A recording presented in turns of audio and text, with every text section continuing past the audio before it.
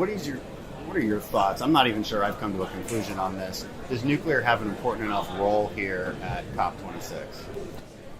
Well, I was just going to say, I think it's good that people are starting to talk about it, but it's clear it's not enough. Right. I don't know any way that you get from where we are today to where everybody here wants to go without nuclear being in the picture.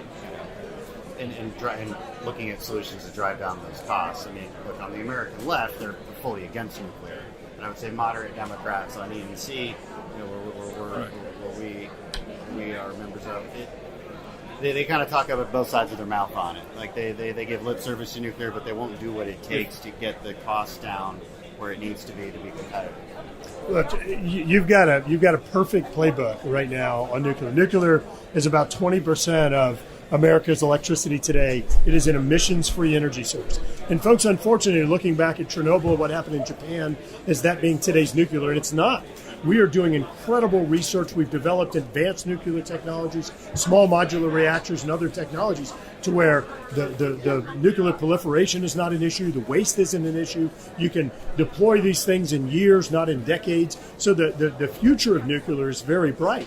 The ironic thing is that when you look at states like California or New York that have gone in and either decommissioned or beginning to decommission, they're converting to dirtier energy sources. When California shut down the nuclear power plant, they sent out a letter the next day asking if they can increase their emissions beyond their permit because they're going back to dirtier energy sources. So if shame on us if we follow these playbooks like California, you have greater emissions, you have higher costs, you have less reliance on your reliable energy sources, and you're the most dependent state on foreign energy. Why in the world would we follow that model, whereas following the model that our states have done, where you can reduce global emissions by exporting our clean natural gas, supplanting Vladimir Putin's dirtier gas, while providing economic activity for our states? I mean, these solutions make sense. And the fact is, we will reduce nuclear in half at the very same time Joe Biden wants to reduce emissions in half.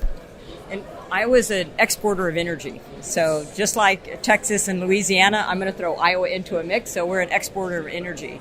And I think it's important to recognize California is an importer of energy. So their solutions focused on wind and solar, maybe some hydro, have left them with higher prices and rolling blackouts. And we don't think that that's something that the American people want. They want consistent, reliable energy to meet their demand for electricity.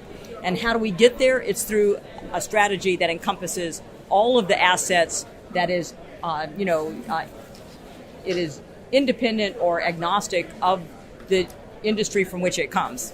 Right. I mean, the source shouldn't matter. The reason carbon emissions are reduced shouldn't matter. And I think that's your first indication that we feel a lot of the conversations around climate change activism just aren't serious, because it's very outcome based. It's like this glorifying, this sort of the deification, as I call it, of solar and wind energy only, and it just doesn't get you where you need to be.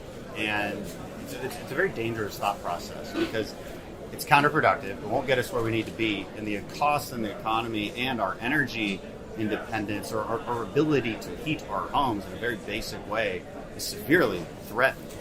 And that fact is just not acknowledged. I mean, it's why they dismiss. I mean, if they're not too excited about nuclear, they're definitely not excited about carbon capture, because it allows you to keep burning fossil fuels. But it's like, if you have a net zero emissions from this process, why are you against it? And they can't answer that.